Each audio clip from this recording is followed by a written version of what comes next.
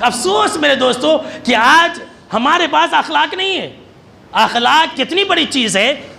میں آپ کو ایک اثر سناتا ہوں۔ ام دردہ رضی اللہ تعالیٰ عنہ کہتی ہیں کہ رات جب ہوتی اور ان کے شوہر ابو دردہ تہجد کی نماز پڑھنے کے لیے اٹھتے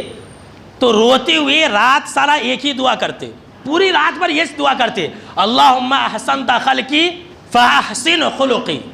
ہم اور آپ جو ہے یہ آئینہ دیکھنے کی دعا پڑھتے، یہ آئینہ دیکھنے کی دعا نہ ہو، یہ آئینہ دیکھنے کی دعا نہیں ہے، غلط ہے یہ اخلاق مانگنے کی دعا ہے جو بالکل صحیح ہے۔ آپ صلی اللہ تعالیٰ علیہ وسلم بھی دعا مانگا کرتے تھے۔ تو حضرت ابو دردہ رضی اللہ تعالیٰ عنہ رات سارا صبح ہونے تک یہ دعا کرتے، اللہم احسنت خلقی، اے اللہ تو نے مجھے بہت خوبصورت پیدا کیا ہے، تو نے مجھے بہت اچھا بنایا ہے، میری شکل و صورت تو نے بہت اچھی رکھی ہے، فاحسن خلقی، تو میرے اخلاق کو بھی اچھا کر دے۔ تو ام دردہ کہتی کہ میں نے ایک دن اپنے شوہر سے پوچھ لیا کہ آپ اتنے زائدہ اچھے اخلاق کی دعا کیوں مانگتے ہیں؟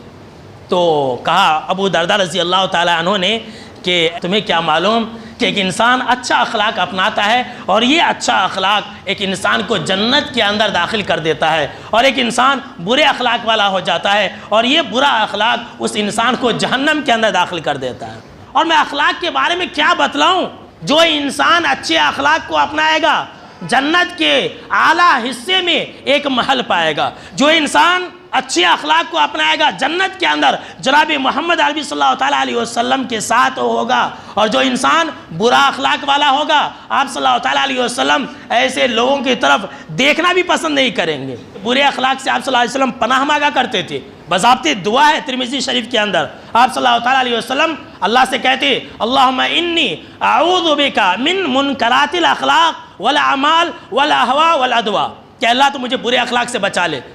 اے اللہ تو مجھے برا کیریکٹر والا نہ بنانا، اور اے اللہ تو مجھے بری خواہشوں سے اور بڑی بڑی بیماریوں سے تو میری حفاظت فرمانا۔ تو میرے دوستو اس حدیث کے اندر جن دو باتوں کا ذکر ہے آج ہمارے اندر وہ دو باتیں نہیں ہیں، نہ ہمارے اخلاق اچھے، نہ ہم پڑوسیوں کے ساتھ حسن سلوک سے پیش آتے، ہم پڑوسیوں کو ستاتے، پڑوسیوں کو ستانے والا جنت کے اندر نہیں جائے گا۔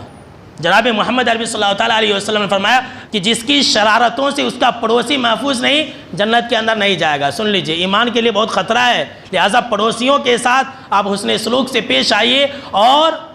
آپ جو ہے اپنے اخلاق کو اچھا کیجئے، آپ کی عمر اللہ بڑھا دے گا